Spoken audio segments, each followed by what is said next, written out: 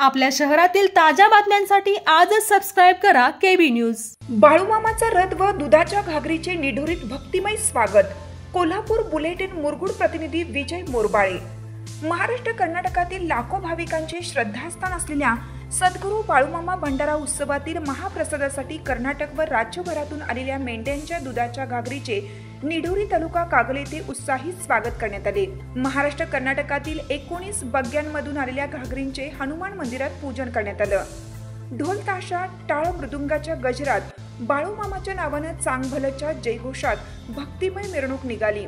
भंडाऱ्याची मुक्त उधळण, फुलांची पाखरण, कीर्तन, प्रवचन आणि रंगबेरंगी रांगोळी यांनी सोहळ्याला विशेष रंगत आली। आदमापुरातून आलेल्या बाळूमामा देवस्थानच्या रथाचे निढोरीत आगमन झाले। वेदगंगेच्या स्नानानंतर भाविकांनी मारुती मंदिरात दर्शन घेतले।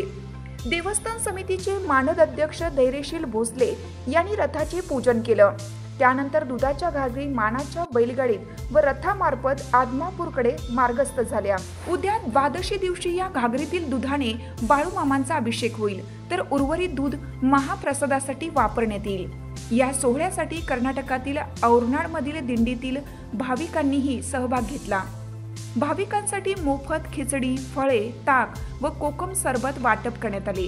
पोलीस प्रशासनाने वाहतूक व गर्दी नियंत्रणासाठी चोख व्यवस्था ठेवली होती। दुधाच्या घागरी नेण्याची प्रिय परंपरा। अभिषेक व महाप्रसादासाठी दुधाच्या घागरी नेण्याची प्रथा दरवर्षी भक्तिमय वातावरणात पार पडते। यामुळे निपाणी राधानगरी रोडवरील 2 किलोमीटरचा परिसर भक्तांच्या गर्दीने फुलून जातो।